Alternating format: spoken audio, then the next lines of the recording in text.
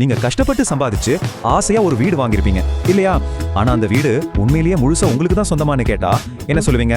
வாங்க இத பத்தி கொஞ்சம் ஆழமா பார்க்கலாம். இந்த சில நிமிடங்கள் உங்க வாழ்நாள் சேமிப்பையே காப்பாத்தலாம். கேட்கவே கொஞ்சம் அதிர்ச்சியா இருக்குல்ல? ஆனா இதுதான் பல பேரோட நிஜம். நீங்க ஒரு அபார்ட்மெண்ட் வாங்கும்போது நீங்க அந்த செங்கல், சிமெண்ட், அதாவது அந்த கட்டடத்துக்கு தான் பணம் கொடுக்குறீங்க. ஆனா அது கட்டப்பட்டு இருக்கிற நிலம், அதோட கதை, அது ஹோல்டான் வேற. கொஞ்சம் யோசிச்சு பாருங்களேன். நீங்க இவ்ளோ காசு போட்டு வாங்கின உங்க சொத்தோட மதிப்பு ஒரு 30 வருஷம் கழிச்சு என்னவா இருக்கும்னு நினைக்கிறீங்க? பதில் உங்களை உண்மையிலேயே ஆச்சரியப்படுத்த போகுது. Hello everyone, welcome to Connect and Build. Sit back, relax, and enjoy the video. Let's get started.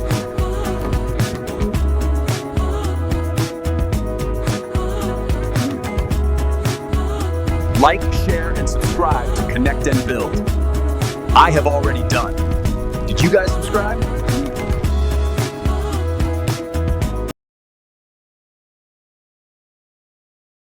ஆமாங்க, 0.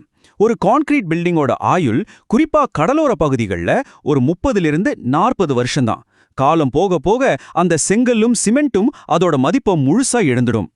அப்போ உங்க முதலீட்டை எதுதான் காப்பாத்த போகுது? அந்த பில்டிங் நிக்கிற நிலத்துல உங்களுக்குன்னு ஒரு பங்கு இருக்குமே, அதுதான். இதத்தான் நாம UDS, அதாவது அன்டிவைடட் ஷேர் ஆஃப் லேண்ட்னு சொல்றோம், பிரிக்கப்படாத நிலப்பங்கு. சரி வாங்க, இந்த யூடிஎஸ்னா என்னன்னு இன்னும் கொஞ்சம் டீடைலா பார்க்கலாம். உங்க சொத்தோட உண்மையான மதிப்பை பாதுகாக்கிற அந்த ரகசியத்தை தான் நாம இப்ப பார்க்க போறோம். ரொம்ப சிம்பிளா சொல்லணும்னா, உங்க அபார்ட்மெண்ட் காம்ப்ளெக்ஸோட மொத்த நிலத்தையும் அங்க இருக்கிற எல்லா வீட்டு ஓனர்களுக்கும் சமமா பிரிச்சா உங்களுக்கு எவ்வளவு பங்கு கிடைக்குமோ அதுதான் UDS. இது உங்க பத்திரத்துல தெளிவா இருக்கணும். நீங்க பாருங்க, ஒரு சிம்பிள் உதாரணம் சொல்றேன். ஒரு பில்டர் ஒரு கிரவுண்ட், அதாவது 2400 சதுர அடி நிலத்துல 4 வீடு கட்டுறாருன்னு வச்சுப்போம். நியாயப்படி பார்த்தா ஒவ்வொரு வீட்டு ஓனருக்கும் 600 சதுர அடி நிலம் பங்கா கிடைக்கணும். இதுதான் நேர்மையான கணக்கு. ஆனா நிஜத்துல என்ன நடக்குது தெரியுமா? இந்த நேர்மையான கணக்குல எப்படியெல்லாம் ஏமாத்துறாங்கன்னா இப்ப நாம பார்க்க போறோம். இப்போ ஸ்கிரீன்ல தெரியுற இந்த ஃபார்முலாவை கொஞ்சம் நல்லா கவனிங்க. இதுதான் உங்க சரியான UDS-ஐ கண்டுபிடிக்கிற வழி.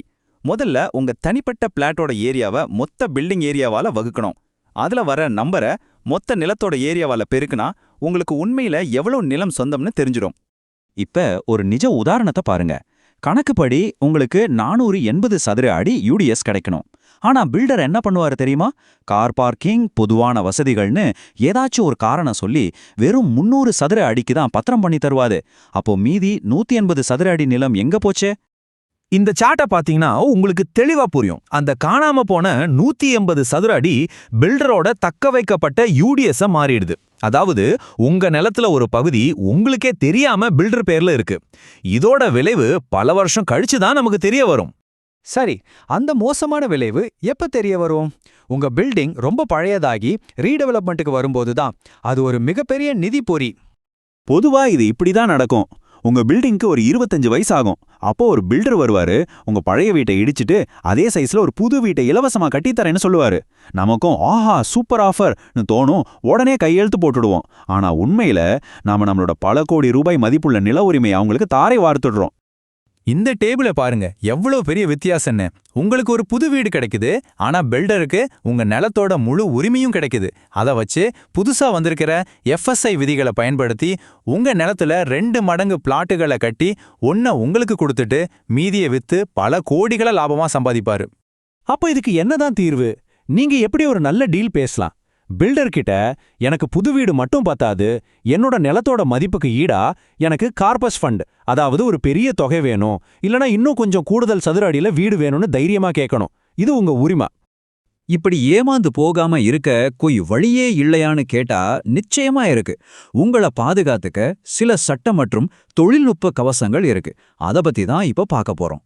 நீங்க புதுசா பிளாட் வாங்க போறீங்கன்னா உங்களுக்கு முதல் பாதுகாப்பு ரேரா தான். ரியல் எஸ்டேட் ஒழுங்குமுறை ஆணையம் அவங்களோட வெப்சைட்ல அந்த ப்ராஜெக்ட்டுக்கு அங்கீகாரம் இருக்கான்னு பாருங்க. ரொம்ப முக்கியமா, ரேரா வெப்சைட்ல சொல்லியிருக்கிற UDS அளவும் உங்க சேல்ஸ் டீட்ல இருக்கிற அளவும் கரெக்டா ஒன்னா இருக்கான்னு ஒருட்டிக்கு 2 தடவை செக் பண்ணுங்க.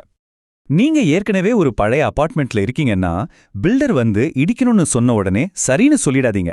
ஒரு ஸ்ட்ரக்சரல் ஆடிட் பண்ணுங்க.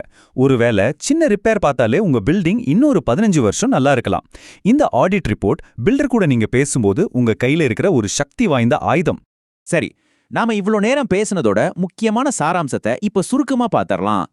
ஒரு வீடு வாங்கறதுங்கிறது நம்மள பலரோட வாழ்நாள் கனவு. ஒரு பெரிய முதலீடு. அந்த கனவுல நம்மளோட ஒரு சின்ன கவனக்குறைவு கூட பெரிய நஷ்டத்துக்கு வழிவகுத்துடும். அதனால எப்பவும் ஞாபகம் வச்சுக்கோங்க, விழிப்புணர்வை விட சிறந்த முதலீடு வேற எதுவும் இல்ல. இத முடிக்கிறதுக்கு முன்னாடி உங்களுக்கு ஒரு முக்கியமான கேள்வி. உங்களுக்கு நேரம் கிடைக்கும்போது உங்க வீட்டு பத்திரத்தை எடுத்து பாருங்க. அதுல உங்க உண்மையான யூடிஎஸ் எவ்வளவுன்னு போட்டிருக்குன்னு உங்களுக்கு தெரியுமா? இன்னைக்கே சரி பாருங்க. அது உங்க எதிர்காலத்தையே பாதுகாக்கலாம்.